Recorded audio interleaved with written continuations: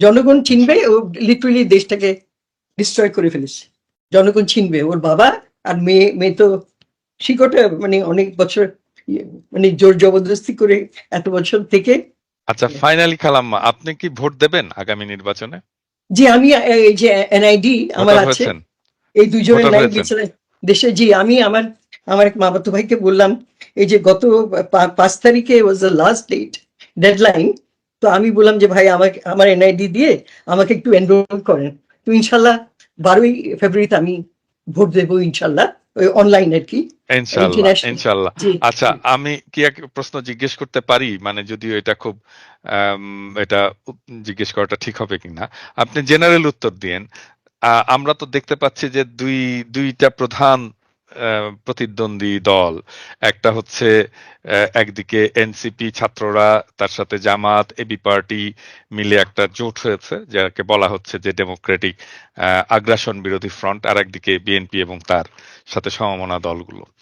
আম, আমি কি জিজ্ঞেস করতে পারি, আপনি যদি ভোট দেন কাদেরকে ভোট দেবেন?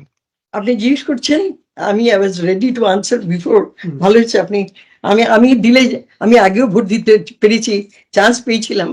আমি জামাতে ইসলামকে দিয়েছিলাম, আর এখন আমি ভোট দিলে জামাতে ইসলামের যেসব মানে জোট আছে। গোলাম, হ্যাঁ, যে যাদেরকে মানে ফাঁসি দেওয়া হয়েছে, ওদের হুম, জামাতে ইসলামের যে আপনার আমির ছিলেন, ইয়ে আপনার নিজামী সাহেব, ওনার মতিউর ছেলে রহমান নিজামী। ব্যারিস্টার, জি ব্যারিস্টার হুম, নাজিব।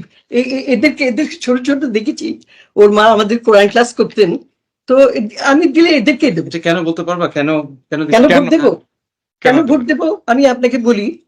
আমি মনে করি যে দেশে যারা সত্যিকারের আল্লাহকে বিশ্বাস করেন, ওরা দেশে যদি মানুষের কে ওদের হক, ওদের বেসিক যেটা right, food, shelter and clothing, এটা যদি এনশোর করতে চায়, তাহলে মানে একজন একটা এমন একটা পার্টি আসা দরকার, যারা যারা আল্লাহকে বিশ্বাস করে, ওরা মুত্তাকি, দে আর আল্লাহ কনসিয়াস, ওরা কোনো কারাপশন বা এগুলো করবে না। এই জন্য আই উড লাইক টু জামাতকে আমি সাপোর্ট করবো, এন্ড আই থিঙ্ক অনেক দ্যাট ইজ দ্য অনেকে পার্টি। তো বলতে পারে, অনেকে তো বলতেই পারে যে আপনার হাজবেন্ড একজন খুবই নামকরা মুক্তিযোদ্ধা ছিলেন, এবং এই মুক্তিযুদ্ধের বিরোধিতা করছিল জামাত ইসলাম, সেই জামাত ইসলামকে কেন আপনি ভোট দেবেন? আমি আপনাকে বলবো, মুক্তিযুদ্ধের বিরোধিতা তো you know better the history.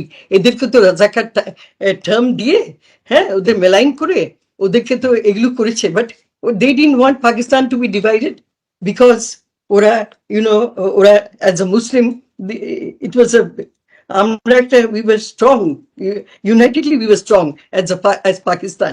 সেটার জন্য ওনাকে, গোলাম আজম চাচাকে রাজাকার বলে। তো এখনো জামাত চায় যে, আমি জাস্ট আপনাকে যতটুকু আমার নলেজ আছে, আমি অনেক সময় I can catch up with, or I am not updated with news. আমি যতটুকু চাই যে জামাত চাচ্ছে এই যে কয়েকটা দেশ, আমি ওদের নাম নেব না, ওরা ওরা আমাদের আমাদের পলিসিস ডিকটেট করতে চায় ওরা। তো জামাত হুম, মনে করে যে ইটস এ সভরিন নেশন, আমরা আমাদের দেশ আমরা হুম। চেষ্টা করব, আল্লাহ পছন্দ করেন, রাজি হন ওইভাবে চালাতে। দিস হোয়াট ইট ইজ, যে জামাতি যেন আসে, এটাই। তবে আল্লাহ ভালো জানেন কি হবে। This is one party I trust. আমি আর যদি বাকিরা আসে, এভরিবডি হ্যাজ আ রাইট, অনেক ভালো লোকও আছে অন্য পার্টিতে। আচ্ছা, এরা এটা যদি, আপনি তো বললেন আপনি কাকে ভোট দেবেন। যেহেতু আপনার সাথে একটা হিস্টোরিক রিলেশন আছে, ধরেন আন্ধা হাফিজের রিলেশন আছে। আন্ধা হাফিজ 75-এর 15ই আগস্টে একটা আম, ঘটনা ঘটতে যাচ্ছে এবং সেই ঘটনাটা সফল হবে, এইটা আপনার মাধ্যমেই তিনি কর্নেল ফারুককে আম, বার্তাটা পাঠিয়েছিলেন। আম, তো আমরা যদি মনে করি আর কি, আপনার কাছ থেকে যদি আমরা শুনতে চাই যে আপনি কি দেখেন আগামী নির্বাচনে কারা জিতে ক্ষমতা, বাংলাদেশের ক্ষমতায় আসতে পারে? আমরা একটা একটা ধরেন লাইন টানলাম আন্ধা হাফিজের থেকে আজকে পর্যন্ত।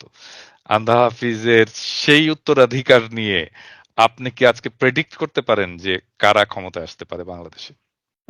আমি আসলে I can't predict, though I know that খুব আনরেস্ট চলছে।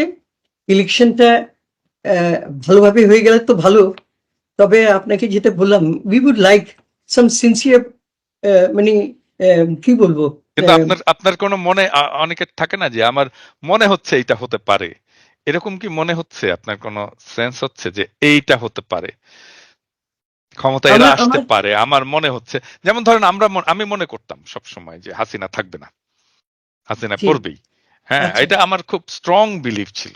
হ্যাঁ, জি, কিভাবে পড়বে, কি কোন প্রসেসে পড়বে সেটা আমি হয়তো পুরোটা জানতাম না, ওটা বুঝতে পারিনি, এটা কেউই জানতো না, কিন্তু পড়েছে।